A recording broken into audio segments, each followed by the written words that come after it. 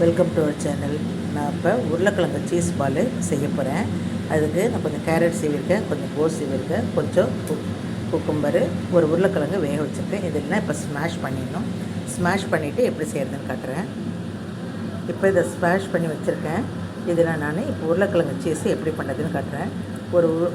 ஒரு உருண்டை எடுத்துகிட்டு நம்ம அதில் ஒரு சீஸை உள்ளே வச்சு, ஒரு சின்ன சீஸ் உள்ளே வச்சு அதை நம்ம உருண்டை ஒட்டி எடுத்துக்கணும்.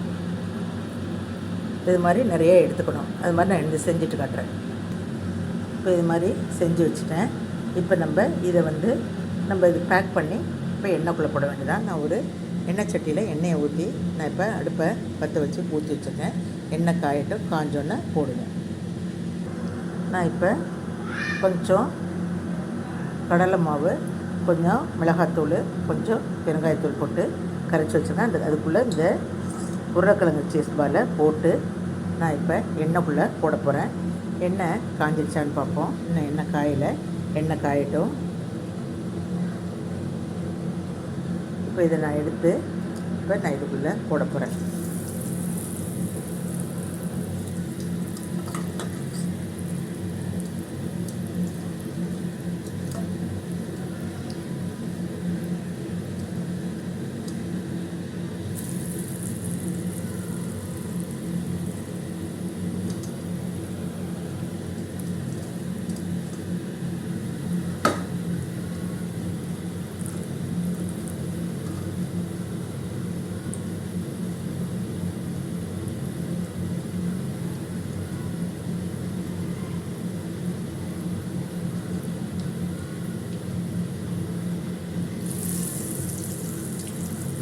இது வேகட்டும். வெந்தோடனே திருப்பி விடலாம்.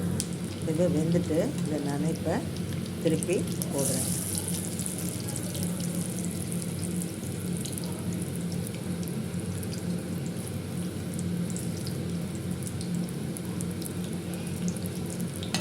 இப்போ இளந்தீயிலே வேகட்டும். என்ன நம்ம உள்ளே எல்லாமே பச்சையாகவே ஸ்டஃப்டு பண்ணியிருக்கோம். அதனால் இளந்தீயில் கொஞ்சம் அப்படி வெந்தாக்கா நல்லா வேகும்.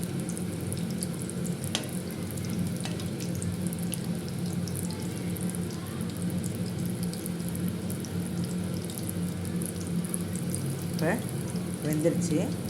நம்ம இதான் உருளைக்கிழங்கு சீஸ் பால். இதை நீங்கள்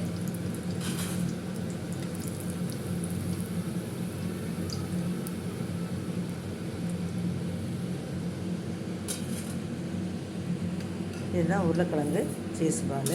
இதை செஞ்சு பாருங்கள்.